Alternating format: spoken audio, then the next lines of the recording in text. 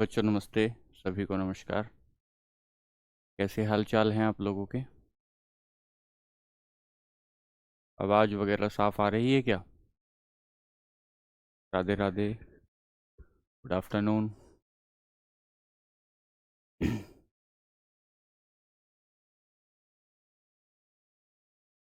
सभी को good afternoon.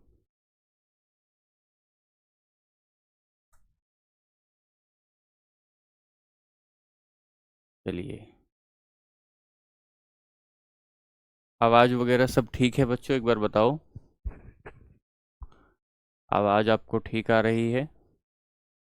और केमिस्ट्री की आपकी यात्रा ठीक चल रही है?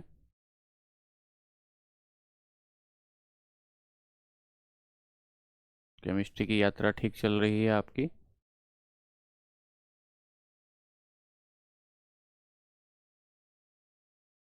बहुत अच्छे से रिवीजन करना है।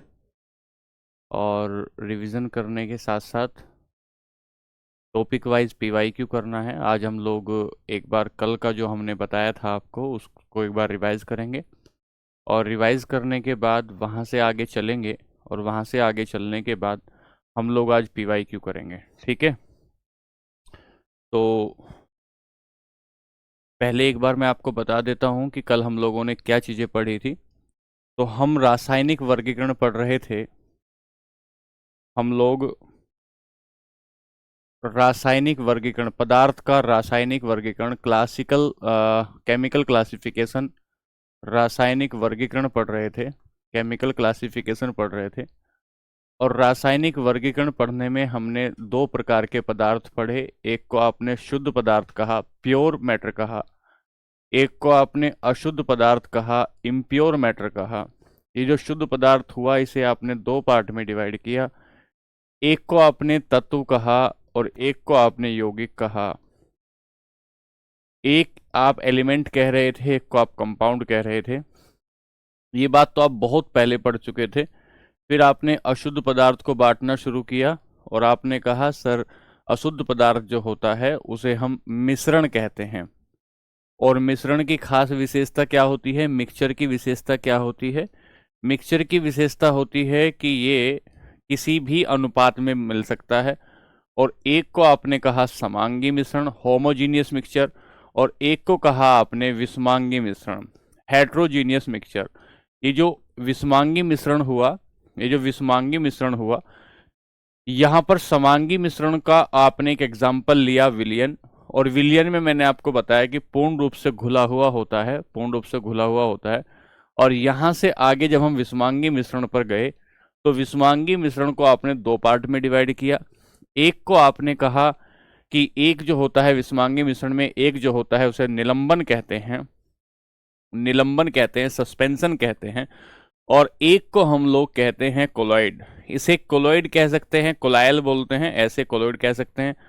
ये भी हमने डिस्कस किया, ये भी हमने डिस्कस किया। जब हम कोलाइड की बात कर रहे थे तो हमने कहा था कि कोलाइड के जो कण होते हैं, विशेषताओं पर हम लोग आए थे, कोलाइड की विशेषताओं पर हम लोग आए थे। तो विशेषताओं में हमने कहा कि इसके जो कण होते हैं, इसके जो पार्टिकल होते हैं, वो निलंबन से तो छोटे होते हैं लेकिन विलियन से बड़े होते हैं। तो कणों की हमने बात की थी कल कि निलंबन से छोटे होते हैं, सस्पेंशन से छोटे होते हैं, सस्पेंशन से छोटे होते हैं, और सॉल्यूशन से बड़े होते हैं। पार्टिकल ऑफ कोलॉइड्स जो थे वो shorter than suspension and larger than थे, वो सॉल्यूशन से ज्यादा बड़े होते। एक बात। दूसरी बात आपने कहा था कि इतने छोटे होते हैं कि उन्हें नग्न आंखों से नहीं देखा जा सकता, नग्न आंखों से नहीं देखा जा सकता। तीसरी बात ये थी कि टिंडल प्रभाव, टिंडल इफेक्ट वो दिखाते हैं, टिंडल इफेक्ट वो दिखाते हैं। ये बातें हमने कल तक की क्लास में पढ़ी थी। आज की क्लास में हम ये जो कोलॉइड होता है, इस कोलॉइड के कुछ गुण पढ़ेंगे जो कल की क्लास में रह गया था। और कोलॉइड के गुण पढ़ने के बाद, कोलॉइड के गुण पढ़ने के बाद हम लोग पीवाईक्यू सेशन पर चलेंगे, पीवाईक्यू सेशन पर चलेंगे। तो लिखें जरा ध्यान से, कोलॉइड ऐसे लिखें।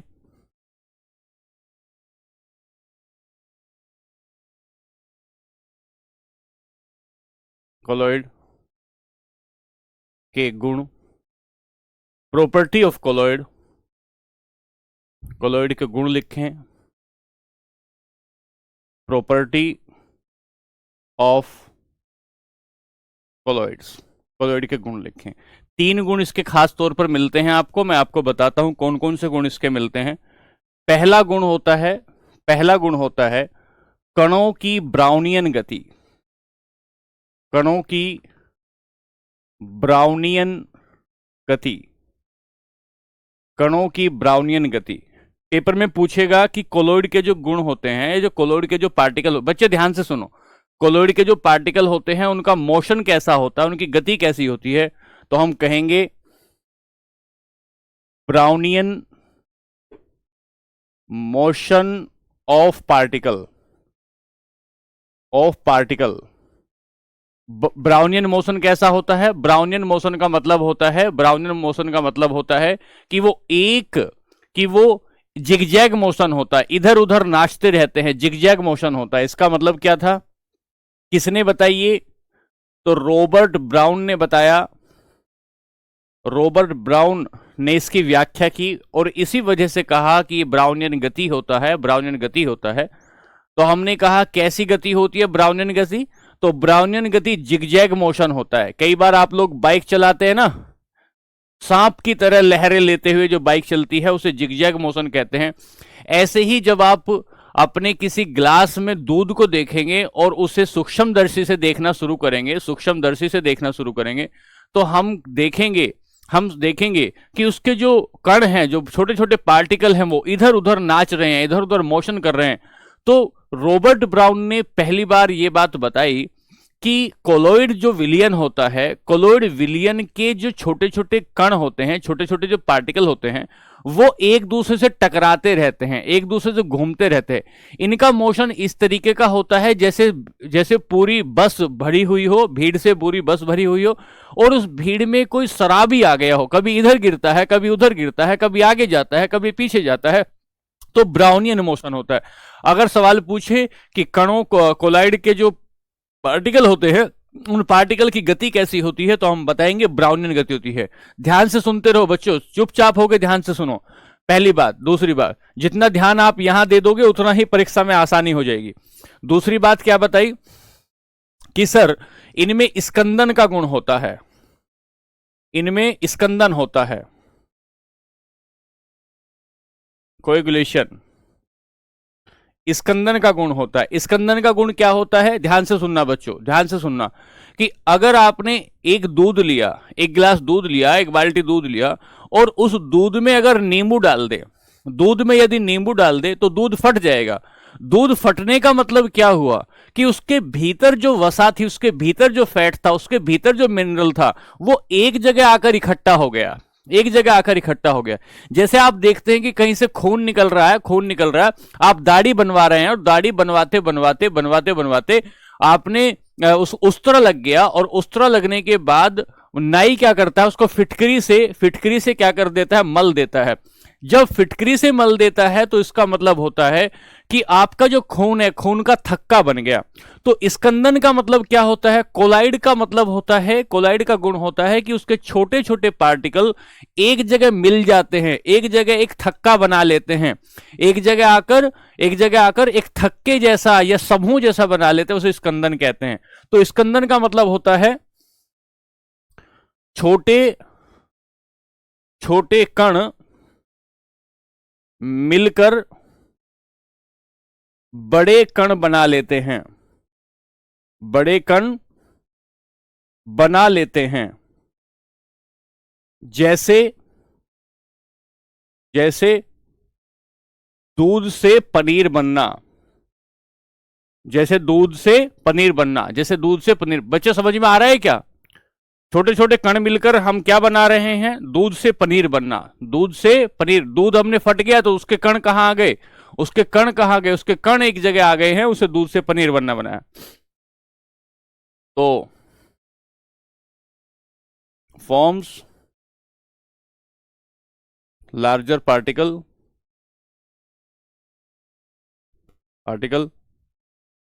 From small size particles. जैसे मिल्क से चीज बनना, जैसे दूध से पनीर का बनना, जैसे दूध से पनीर का बनना। बात क्लियर है? दो बातें हो गई। एक हमने देखा कणों की ब्राउनियन गति होती है, दूसरा हमने देखा कि कोलोइड में गुण कौन सा मिलता है, कोलोइड में गुण कौन सा मिलता है, कोलोइड में कोएगुलेशन का गुण मिलता है। यहां तक बात क्लियर है क्या बच्चों? यहां तक बात क्लियर है? चलिए तीसरा गुण देखते हैं। तीसरा गुण देखते हैं, टिंडल प्रभाव। कल भी देखा था, दोबारा बता रहा हूं, टिंडल प्रभाव।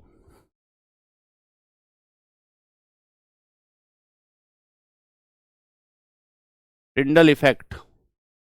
ये टिंडल इफेक्ट क्या होता है, एक बात में समझें, एक मिनट में समझे कि ये आपकी एक टॉर्च है,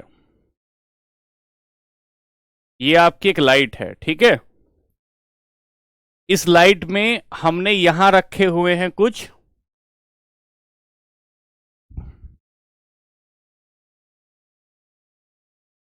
एक ये रखा है, दूसरा ये रखा है, और ये कुछ कांच के गिलास हैं। ये कांच के गिलास है। इस कांच के गिलास में आपने विलियन सॉल्यूशन भर रखा है, विलियन या सॉल्यूशन भर रखा है। इस कांच के गिलास में आपने कोलोइड भर रखा है, जिसे दूध कह सकते हो, कोलोइड या मिल्क भर रखा है। और इस कांच के गिलास में आपने भर रखा है निलंबन, एक तरीके का मिश्रण जिसे निलंबन कहते हैं, सस्पेंशन कहते हैं। अब आपने यहां से टॉर्च मारी, यहां से टॉर्च लगाई। जब आप यहां से टॉर्च लगा रहे हैं, ऐसे ये रोशनी ऐसे जा रही है, ऐसे जा रही है, तो इसमें ये रोशनी दिखाई नहीं देगी, इसमें ये रोशनी दिखाई नहीं देगी, और यहां से पास हो जाएगी, यहां से पास हो जाएगी। यहां से पास हो जाने के बाद जैसे ही ये जाएगी दूध में, तो ये रोशनी आपको जाती हुई दिखाई देगी, ये रोशनी आपको जाती हुई दिखाई देगी। इसका मतलब दूध के पार्टिकल ने रोशनी को फैला दिया, रोशनी को फैला दिया। और जैसे ही ये निलंबन में जाएगी, तो ये रोशनी और ज्यादा फैलाई जाएगी, और ज्यादा फैलाई जाएगी। तो कल की क्लास में हमने क्या समझा था? कल की क्लास में हमने समझा था कि विलियन जो होता है, विलियन में कण रोशनी को नहीं फैलाते हैं, सूर्य की रोशनी को नहीं फैलाते हैं, सूर्य की रोशनी को, सूर्य के प्रकाश को या सूर्य की रोशनी को स्कैटर नहीं करते हैं, सूर्य के प्रकाश को स्कैटर नहीं करते, फैलाते नहीं हैं, फैलाते नहीं हैं। जबकि कोलोइड क्या करता है? कोलोइड में स्कैटरिंग दिखती है, और निलंबन में भी स्कैटरिंग दिखती है। जहां जहां स्कैटरिंग दिखाई देती है, जहां जहां स्कैटरिंग दिखाई देती है, उसे हम क्या कहते हैं? उसे हम क्या कहते हैं? जहां जहां स्कैटरिंग दिखाई देती है, उसे कहते हैं कि टिंडल प्रभाव दिखता है, उसे कहते हैं कि टिंडल प्रभाव, टिंडल इफेक्ट दिखाई देता है।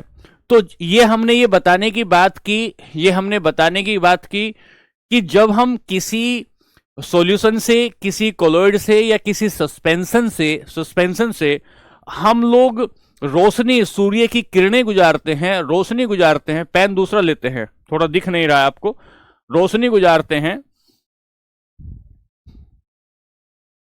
देखना इससे दिखेगा क्या?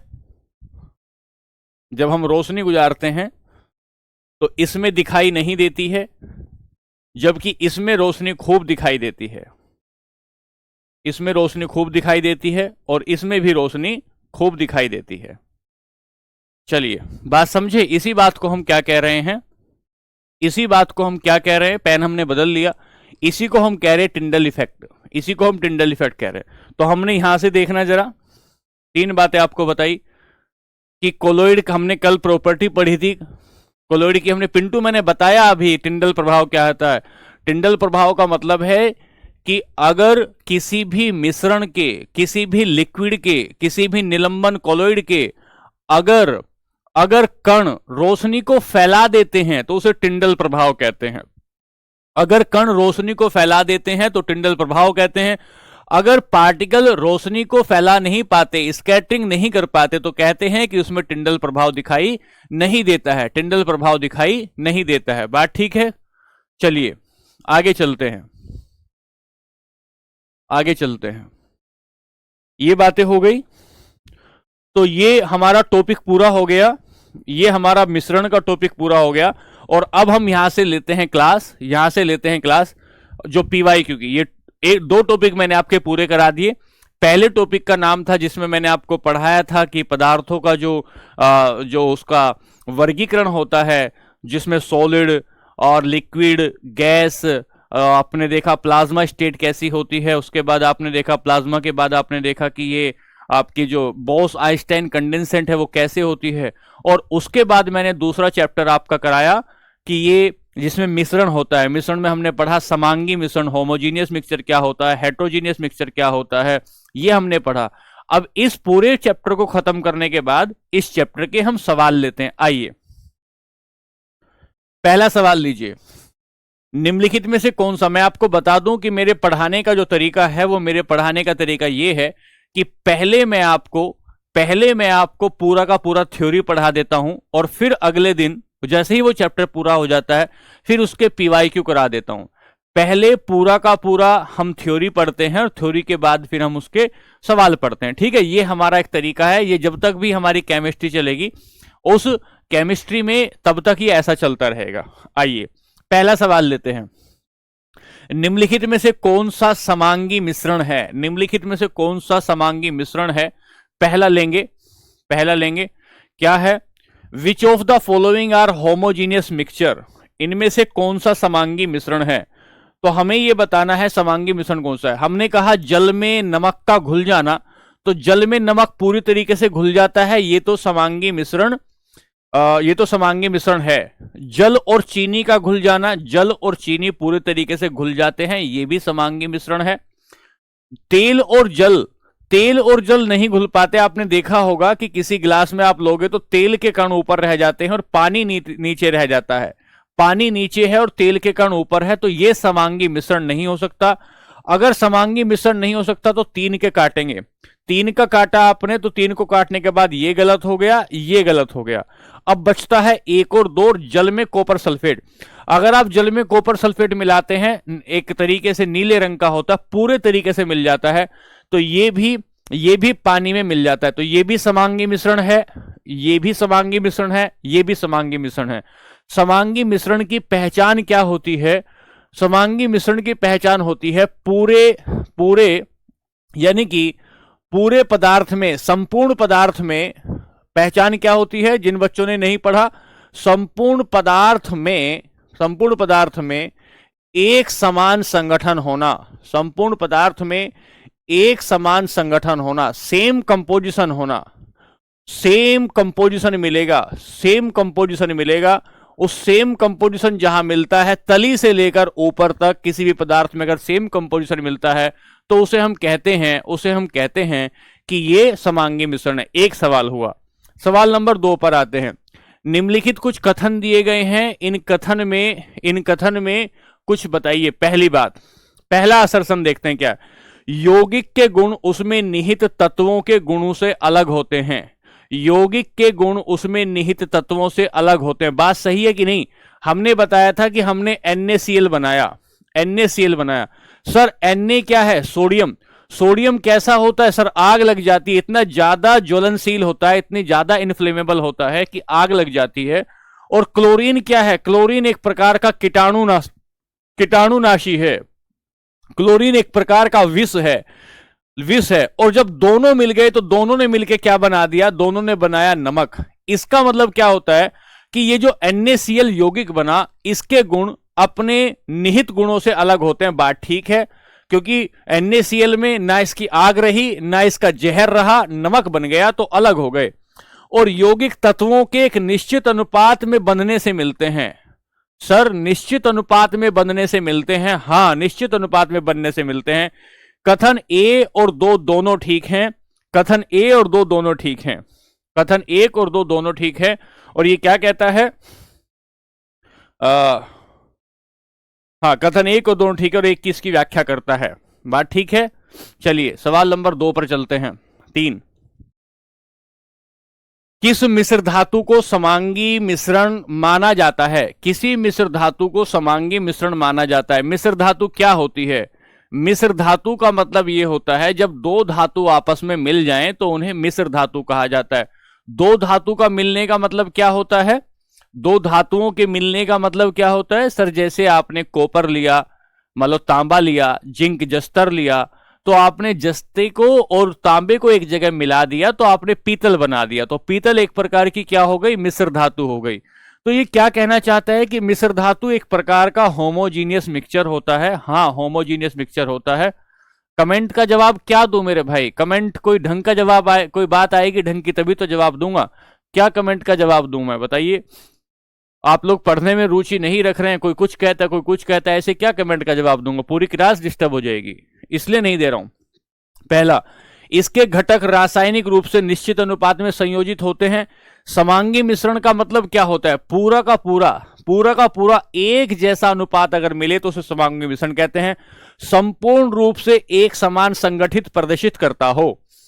वो जो मिश्रण है वो मिश्रण एक समान संगठन प्रदर्शित करता हो। पूरे के पूरे मिश्रण में एक समान यदि संगठन होता है तो उसे हम समांगी मिश्रण कहते हैं। अगर पेपर में यह पूछे कि मिश्र धातु क्या होती है तो हम बताएंगे मिश्र धातु एक प्रकार का समांगी मिश्रण होता है। मिश्र धातु एक प्रकार का क्या होता है? समांगी मिश्रण होता है, होमोजीनियस मिक्सचर होता है। ठीक है, चलिए सवाल नंबर 4 पर चलेंगे। सवाल नंबर 4 मिश्रण और यौगिक के बारे में कंपैरिजन पूछता है। मैंने मिश्रण और यौगिक का कंपैरिजन करवाया था आपको। मिश्रण और यौगिक का कंपैरिजन पूछता है, क्या कहता है? हाँ, पीडीएफ मिलेगी भाई, पीडीएफ मिलेगी बिल्कुल। चलिए, मिश्रण के घटक अपने व्यक्तिगत गुणधर्मों को बनाए रखते हैं जबकि यौगिक के घटक अपने व्यक्तिगत गुणधर्मों को नहीं रखते हैं। मिश्रण के घटक अपने व्यक्तिगत गुणों को बनाए रखते हैं जबकि यौगिक के घटक अपने व्यक्तिगत गुणों को बनाए नहीं रखते। बिल्कुल सही बात है, हमने पहले भी बताया था।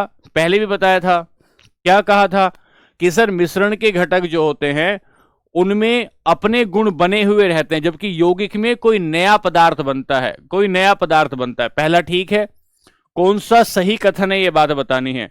दूसरा, यौगिक का संगठन निश्चित होता है। हाँ, निश्चित होता है संगठन, लेकिन मिश्रण के उसके संगठन का अनुपात भिन्न भिन्न हो सकता है। बिल्कुल सही बात है, मिश्रण का अनुपात अलग अलग हो सकता है, कोई भी अनुपात हो सकता है। अगली बात, मिश्रण को केवल रासायनिक विधियों द्वारा पृथक किया जाता है जबकि यौगिक को भौतिक विधियों द्वारा पृथक किया जा सकता है। ये बात गलत है। क्यों गलत है बच्चों? ये बात क्यों गलत है? ये इसलिए गलत है, मिश्रण का मतलब है कि एक थाली में आपने क्या क्या डाल रखा है। एक थाली में आपने जो है राजमा डाल रखा है, एक थाली में आपने चना डाल रखा है, एक थाली में आपने अरहर डाल रखा है, इसी थाली में आपने बादाम डाल रखा है, इसी थाली में आप काजू रख रखा है।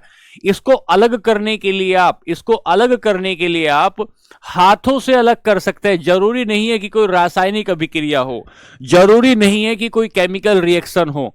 तो मिश्रण को अलग करने के लिए बादाम अलग कर देंगे, काजू अलग कर देंगे। मिश्रण को अलग करने के लिए बच्चों क्या चाहिए?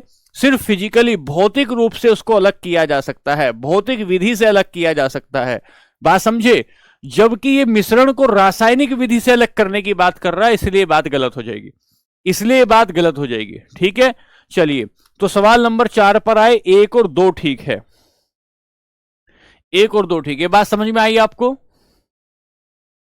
सबका कमेंट शो हो रहा है, चलिए सवाल नंबर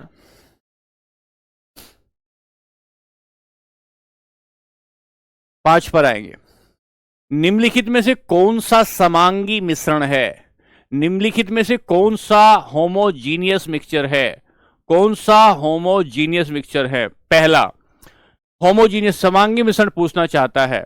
ठीक है, कौन सा होमोजीनियस मिक्सचर नहीं है? अगर होमोजीनियस मिक्सचर नहीं है तो इसका मतलब होता है कौन सा विषमांगी मिश्रण है। हेट्रोजीनियस मिक्सचर कौन सा होगा इसमें? पहला, शुद्ध वायु, ये तो समांगी मिश्रण होता है। सिरका समांगी मिश्रण होता है। चीनी और पानी का घोल समांगी मिश्रण होता है। और इसकी अगर बात करेंगे, गूदे वाला संतरे का रस जो होता है, ये विषमांगी मिश्रण होता है। विषमांगी मिश्रण की खास बात क्या होती है? कण बड़े होते हैं, पार्टिकल जो होते हैं कण बड़े होते हैं, एक बात तो ये होती है। दूसरी बात ये होती है अगर उसे शांत छोड़ दे, उसे ना छेड़े, तो तली में उसके कण बैठ जाते हैं, तली में कण बैठ जाते हैं, तली में कण बैठ जाते हैं। अगर थोड़ी देर के लिए आप जूस को ऐसे ही छोड़ दो, थोड़ी देर के लिए आप जूस को ऐसे ही छोड़ दो, तो जूस के जो बिना छना हुआ गूदा होगा वो नीचे बैठ जाएगा, नीचे बैठ जाएगा। इसीलिए हम क्या कहेंगे कि सर ये जो विषमांगी मिश्रण होता है, इसके जो कण होते हैं वो नीचे बैठ जाते हैं, नीचे बैठ जाते हैं, इसीलिए ये विषमांगी मिश्रण है। बात सवाल क्लियर हुआ? सवाल नंबर 5 हुआ। सवाल नंबर 6 पर आइए, सवाल नंबर 6 पर आइए। सवाल नंबर 6 पर आएंगे तो सवाल नंबर 6 आपसे कहेगा कि निम्नलिखित में से कौन सा निलंबन है? निम्नलिखित में से कौन सा निलंबन है? कौन सा निलंबन है, ये बात पूछनी है। अब ध्यान से दो बातें इसमें समझेंगे, दो बातें इसमें समझेंगे यहां आप। पहला समझिए, पहला, जब आप विलयन पढ़ रहे थे, जब आप विलयन पढ़ रहे थे सॉल्यूशन, तो सॉल्यूशन में आपने दो बातें पढ़ी थी। जब आप विलयन पढ़ रहे थे, विलयन में आपने दो बातें पढ़ी थी। एक पढ़ा था विलायक, इसे बोलते हैं सॉल्वेंट, और एक पढ़ा था विलेय, एक पढ़ा था विलेय, इसे आपने कहा था सोल्यूट। सोल्यूट। विलायक का मतलब क्या था? जो घोलता है, जो घोलता है। और विलेय का मतलब क्या था? जो घुल जाता है, जो घुल जाता है, जो घुलता है। ठीक है। एग्जाम्पल में हमने क्या लिया था? इसमें पानी ले सकते हो, इसका एग्जाम्पल पानी ले सकते हो, और इसका एग्जाम्पल शक्कर ले सकते हो, शक्कर ले सकते हो इसका एग्जाम्पल। सर जब हम विलयन को पढ़ने के बाद हम ये सवाल अगला करना चाहते हैं, अगला एक सवाल करना चाहते हैं, तो यहां आपको एक और मिश्रण मिल रहा है, यहां आपको एक और मिश्रण मिलेगा जिसे हम लोग कोलाइड कह रहे हैं,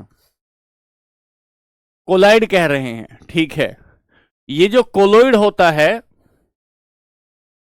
ये जो कोलोइड होता है, जैसे यहां विलायक होता है ना, जैसे यहां विलायक होता है, ऐसे ही, जैसे यहां विलायक होता है, ऐसे ही यहां डिस्पर्सन, डिस्पर्सन मीडियम होता है, डिस्पर्सन मीडियम। इस डिस्पर्सन मीडियम को परिक्षिप्त, परिक्षेपण, परिक्षेपण अवस्था कहते हैं। तो परिक्षेपण अवस्था क्या रहती है? जो घोलता है।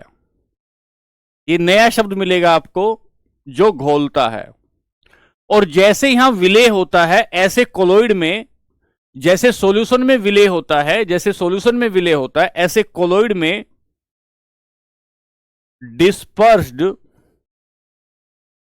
डिस्पर्स्ड, ये मीडियम कहेंगे इसे, इसे मीडियम कहेंगे, MEDI, डिस्पर्स मीडियम कहते हैं। एक को डिस्पर्सन मीडियम कहते हैं, एक को डिस्पर्स मीडियम कहते हैं, तो इसे कहेंगे डिस्पर्स फेज।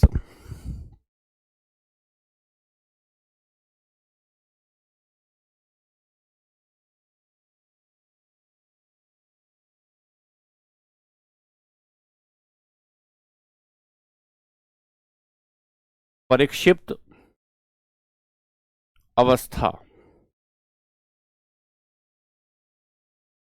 अब ध्यान से सुनना मेरी बात, में क्या समझाना चाह रहा हूं कि डिस्पर्सन मीडियम का मतलब क्या है? विलायक, लेकिन इसका नाम बदल गया कोलाइड में।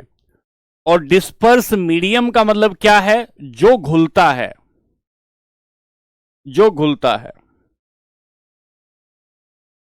जो घुलता है। अब ध्यान देंगे ये और ये, क्या आप इस बात को समझे? मैं दोबारा बताता हूं, मैं दोबारा बताता हूं, एक बार दोबारा ध्यान दीजिए।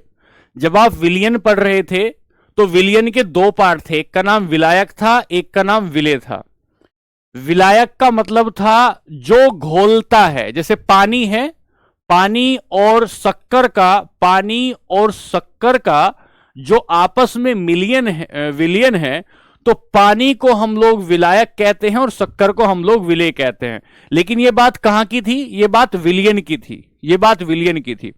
जैसे ही हम लोग कोलाइड में आए तो यहां विलायक का नाम बदल गया और विलेय का नाम भी बदल गया। विलायक का नाम यहां हो गया प्रक्षेपण माध्यम और विलेय का माध्यम हो गया परिक्षिप्त अवस्था। परिक्षिप्त अवस्था। अब ध्यान से सुनेंगे, चलेंगे आगे। चलिए आइए देखें, सवाल नंबर 6 को देखें। इनमें से कौन सा एक निलंबन है? इनमें से कौन सा एक निलंबन है, यह बताना है। इनमें से कौन सा एक निलंबन है? चलिए, निलंबन का मतलब क्या होता है? निलंबन का मतलब होता है किसी द्रव में ठोस के कण लटके रहते हैं।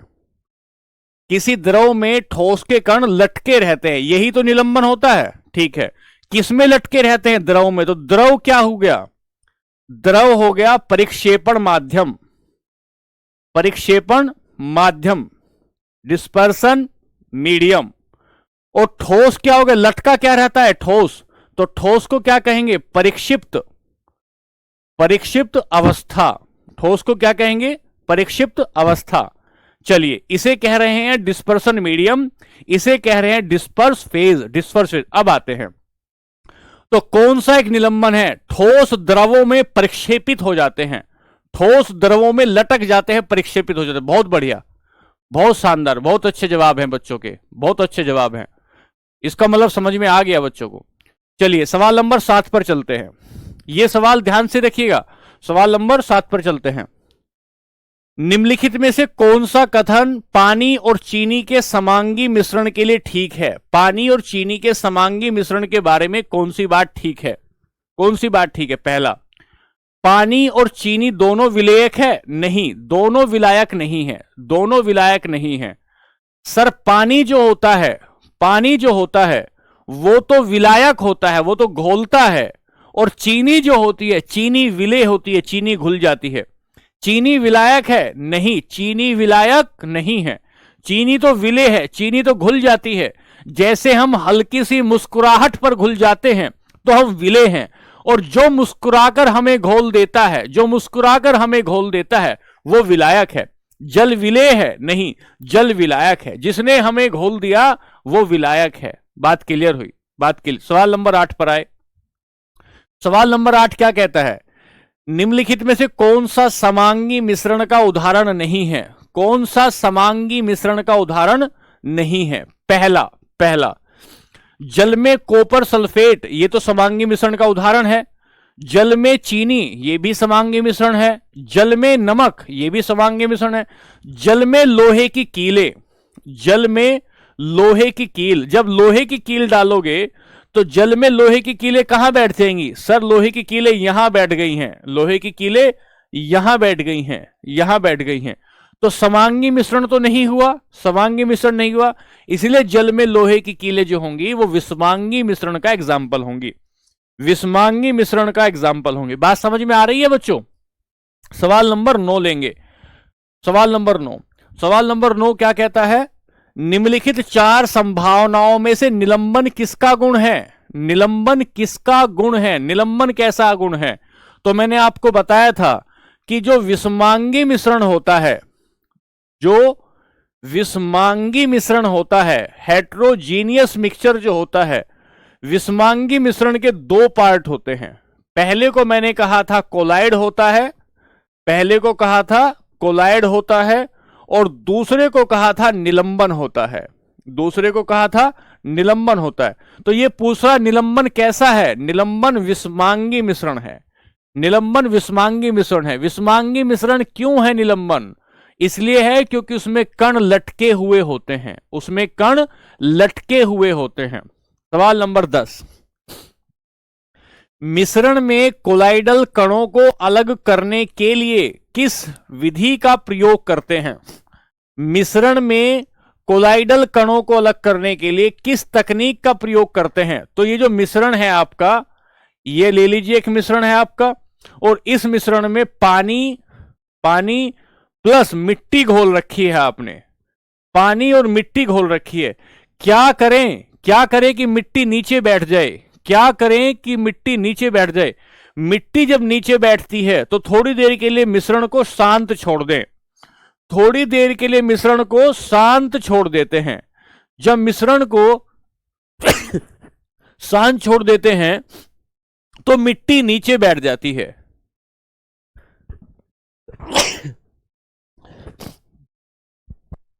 माफ कीजिएगा, शांत छोड़ देते हैं तो मिट्टी नीचे बैठ जाती है।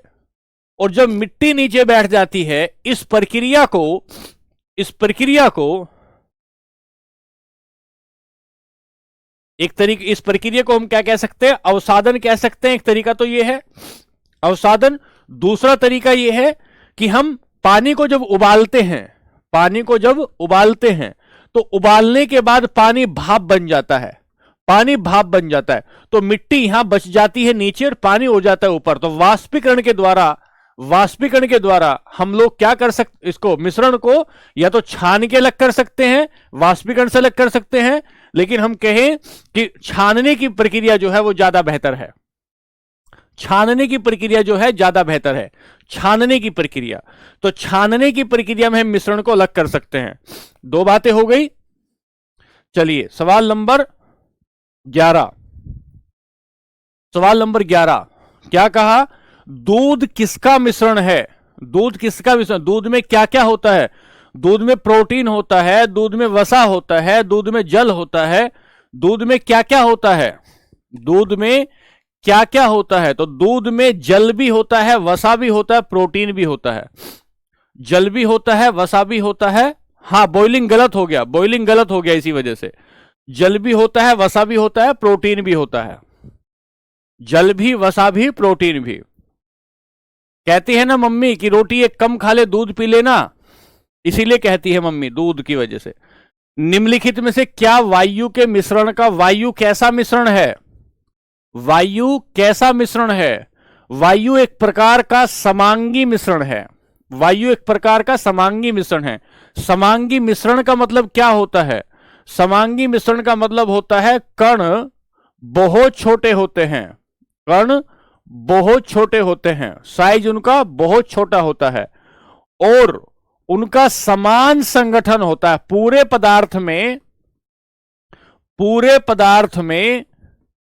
समान संगठन होता है। किसका होता है समान संगठन, कणों का। तो वायु कैसा मिश्रण है, वायु समांगी मिश्रण है। चलिए सवाल नंबर 13 पर, मिश्रण प्रकृति में कैसा हो सकता है।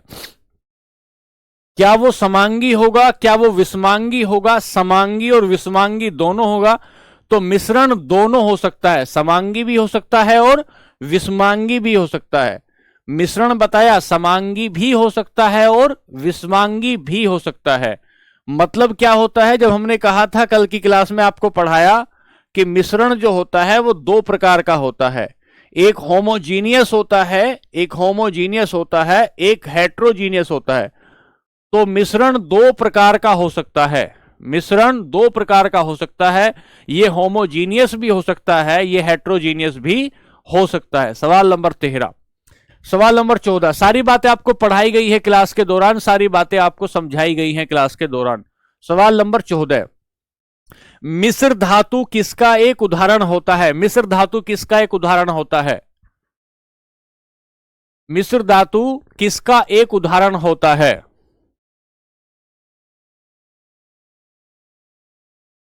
किसका उदाहरण होता है। तो हम कहें कि जो मिश्र धातु होता है वो आपका, जैसे हमने कहा कि आपको पीतल लेना है, तो पीतल में आप तांबा और जस्ता ले लीजिए। तो पीतल भी ठोस है और ये दोनों भी ठोस है। तो ठोस और ठोस मिल रहे हैं तो किसका एग्जाम्पल होगा। पायस होता है इमल्सन, अभी बताऊंगा 1 मिनट में। पायस होता है इमल्सन। इमल्सन का मतलब क्या होता है? इमल्सन का मतलब क्या होता है? तो ये तो एग्जाम्पल तो हुआ इसका। ये जब पायस की बात करेंगे, इमल्सन की बात करेंगे, इमल्सन का मतलब होता है दो द्रवों का विलयन, दो द्रवों का विलयन या मिश्रण, दो द्रवों का मिश्रण, जिसमें जिसमें दो द्रवों का मिश्रण जिसमें जैसे पानी और तेल, पानी और तेल, पानी और तेल जो एग्जाम्पल होगा वो पायस का होगा। पानी और तेल जो एग्जाम्पल होगा वो किसका होगा? वो पायस का होगा, पायस का एग्जाम्पल होगा। पायस का मतलब क्या होता है? पायस का मतलब क्या होता है? पायस का मतलब होता है, पायस का मतलब होता है कि सर पानी और तेल अगर आपस में मिलाए जाए और तेल ना घुले, उसे इमल्सन कहते हैं। सवाल नंबर 15 पर आएंगे। लालचंद अभी बताएंगे भाई, अपकेंद्रीकरण आएगा इसका उत्तर जो आप तुम पूछ रहे हो, अभी बताएंगे 1 मिनट में। चलिए, निम्नलिखित में से कौन सा विषमांगी मिश्रण है? निम्नलिखित में से कौन सा विषमांगी मिश्रण है? विषमांगी पूछ रहा है, तो पीतल तो समांगी है, पीतल तो होमोजीनियस है, ये भी होमोजीनियस है, वायु भी होमोजीनियस है। दूध एक विषमांगी मिश्रण है। दूध किसका एग्जाम्पल है? दूध कोलोइड का एग्जाम्पल है। दूध कोलोइड का एग्जाम्पल है। किसका एग्जाम्पल है? दूध, दूध कोलोइड का एग्जाम्पल है। दूध कोलोइड का एग्जाम्पल है। सर ये भी समांगी मिश्रण है, ये भी समांगी मिश्रण है, ये भी समांगी मिश्रण है। दूध कोलोइड का एग्जाम्पल है। सवाल नंबर 15। सवाल नंबर 16 क्या कहता है?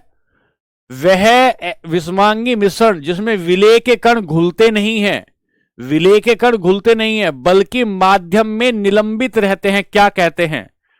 विलेय के कण घुलते नहीं हैं, माध्यम में निलंबित रहते हैं, उनको क्या बोलते हैं? पायस का मतलब है अर्चना, पायस का मतलब है कि तेल और पानी को अगर घोलोगे तो घुलेगा नहीं, तेल ऊपर तैर जाएगा, तेल ऊपर तैर जाएगा। जब नहीं घुलेगा तो उसे ही हम क्या कहेंगे? उसे ही इमल्सन कहते हैं, उसे ही इमल्सन कहते हैं। तो क्या कहा? वह विजातीय मिश्रण, वह विजातीय मिश्रण जो निलंबित रहता है उसे सस्पेंशन कहते हैं। यहां पर इसने अंग्रेजी में लिख दिया, यहां पर इसने अंग्रेजी में लिख दिया। निलंबन को ही क्या बोलते हैं? सस्पेंशन बोलते हैं। निलंबन को ही क्या बोलते हैं? सस्पेंशन बोलते हैं। बात समझ में आ रही है क्या? बात समझ में आ रही है?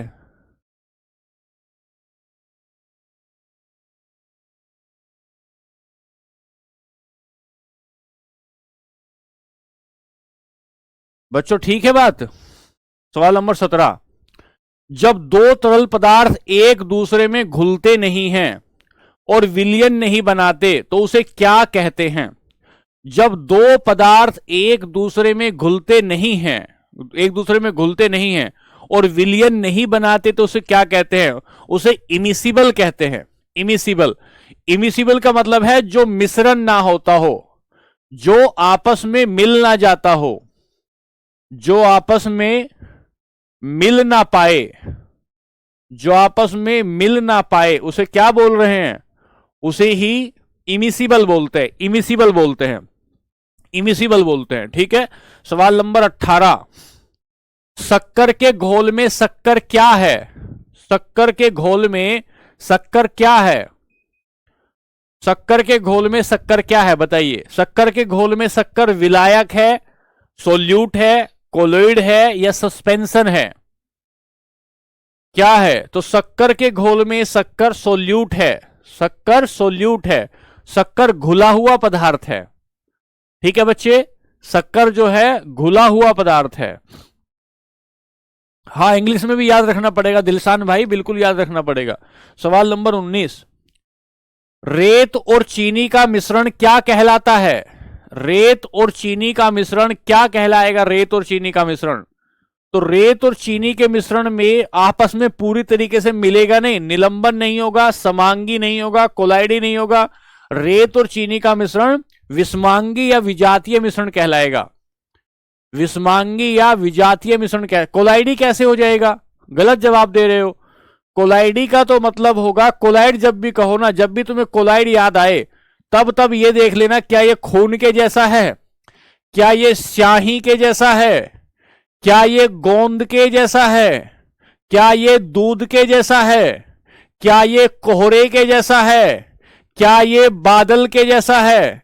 जब भी तुम्हें कंफ्यूजन हो तो ये देख लेना क्या ये इसके जैसे। ये सब कोलाइड के एग्जाम्पल है, ये सब कोलाइड के एग्जाम्पल है। तो विजातीय, ये सब किसके एग्जाम्पल है? कोलाइड के उदाहरण है मेरे प्यारे बच्चों। ये किसके उदाहरण है? कोलाइड के उदाहरण है। एक उदाहरण और बहुत अच्छा होता है जिसे जेली कहते हैं। जेली आइसक्रीम के जैसा बन जाता है।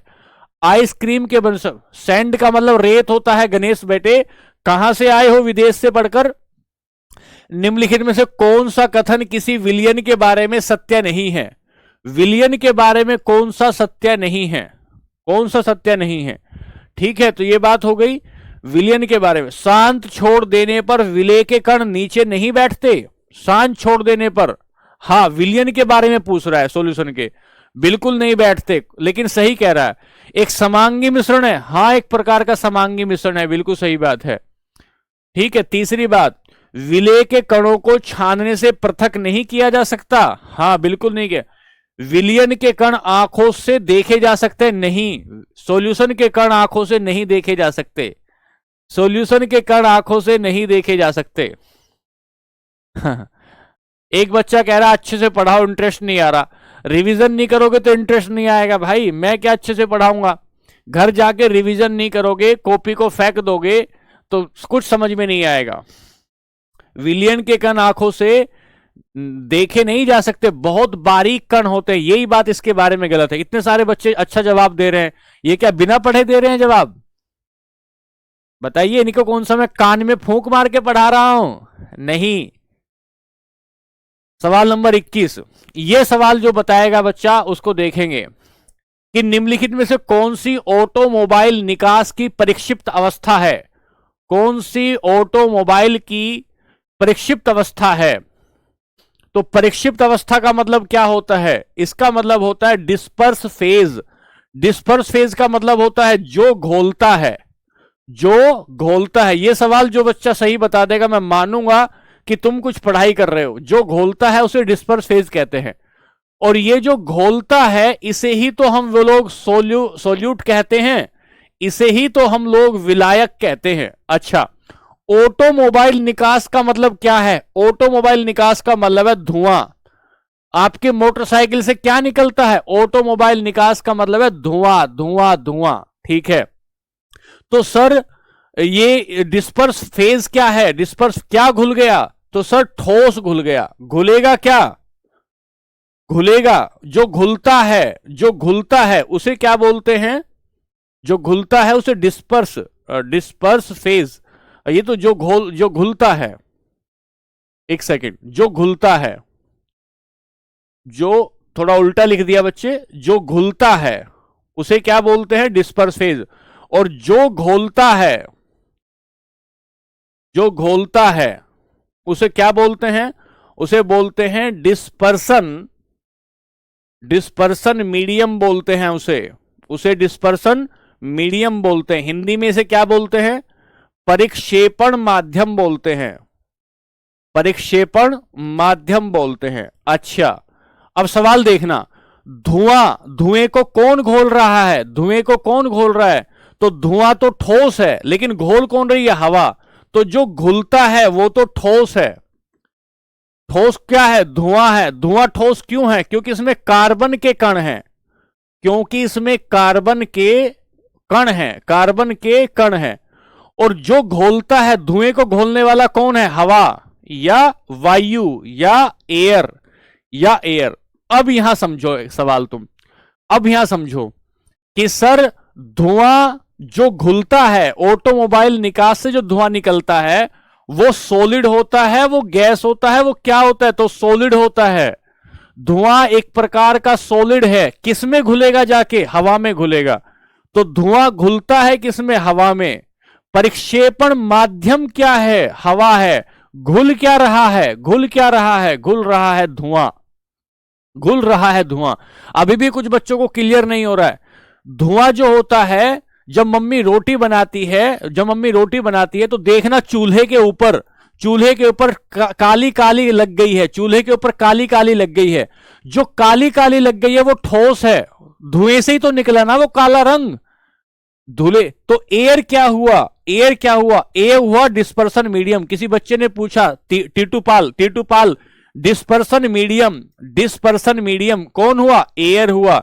और डिस्पर्स फेज क्या हो गई, ठोस हो गई। डिस्पर्स फेज क्या हो गई, ठोस हो गई। मैं दोबारा बता रहा हूं, दोबारा एक बार बता रहा हूं। कोलोइड बताया था मैंने पीछे कोलोइड बताया। कोलोइड में दो चीजें होती है, एक डिस्पर्स फेज होता है, एक डिस्पर्सन मीडियम होता है। जो घोलता है उसे डिस्पर्सन मीडियम कहते हैं, जो घुलता है उसे डिस्पर्स फेज कहते हैं।